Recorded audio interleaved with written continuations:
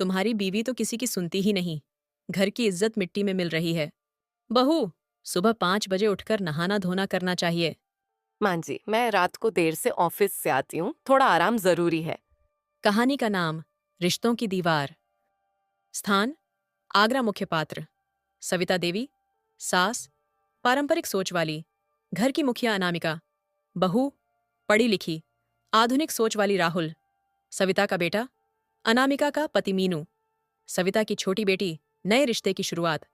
जब राहुल की शादी अनामिका से हुई तो सविता देवी को उम्मीद थी कि एक सीधी सादी घर गृहस्थी में रमने वाली बहू आएगी। लेकिन अनामिका तो एमबीए पास थी, नौकरी करने वाली, खुले विचारों वाली लड़की।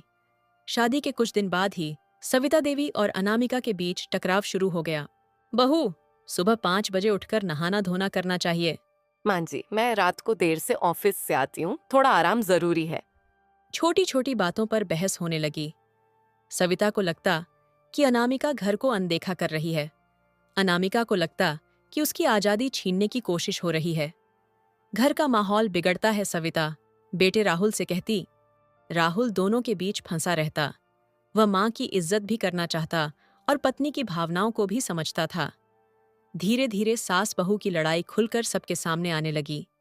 एक दिन अनामिका ने कह दिया, तुम्हारी बीवी तो किसी की सुनती ही नहीं। घर की इज्जत मिट्टी में मिल रही है। मुझे ये नहीं चाहिए कि मेरी हर चीज पर टोका टोकी हो। मैं मशीन नहीं हूँ, इंसान हूँ। सविता ने पलटकर कहा, बहू होकर बड़ों से ऐसे बात करती हो? ये संस्कार हैं तुम्हारे? राहुल तनाव में आ गया। घर की शांति टूट चुकी थी। अलग रहने का फैसला एक दिन अनामिका ने राहुल से कहा। या तो हम अलग रहें, या मैं इस घर को छोड़ दूंगी। सविता को जब ये बात पता चली तो उन्होंने ताना मारा, बहू को मायका ही प्यारा होता है, जब मन करे चली जाएगी। राहुल मजबूरी में मां और पत्नी से अलग फ्लैट में शिफ्ट हो गया। अकेलापन और पछतावा सविता देवी को पहले तो अच्छा लगा कि अब घर में शांति है, लेकिन धीरे धीरे खाली घर काटने लगा। बहू की हलचल, बेटे की हंसी, सब कुछ याद आने लगा। उधर अनामिका भी मायके जैसे सुख में नहीं थी। उसे मांझी के ताने, आदेश अब इतने बुरे नहीं लगते थे।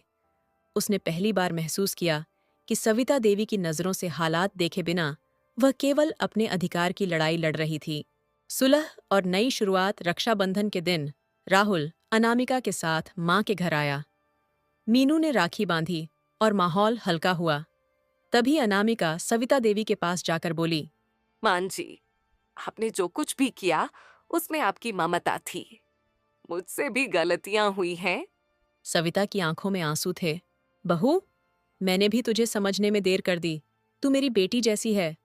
दोनों गले लग गईं। उस दिन पहली बार घर में रोशनी के साथ सुकून भी लौटा। निष्कर्ष, सास बहू का रिश्ता संघर्षों से भरा हो सकता है, लेकिन संवाद, समझदारी और प्रेम से हर दीवार गिराई जा सकती है।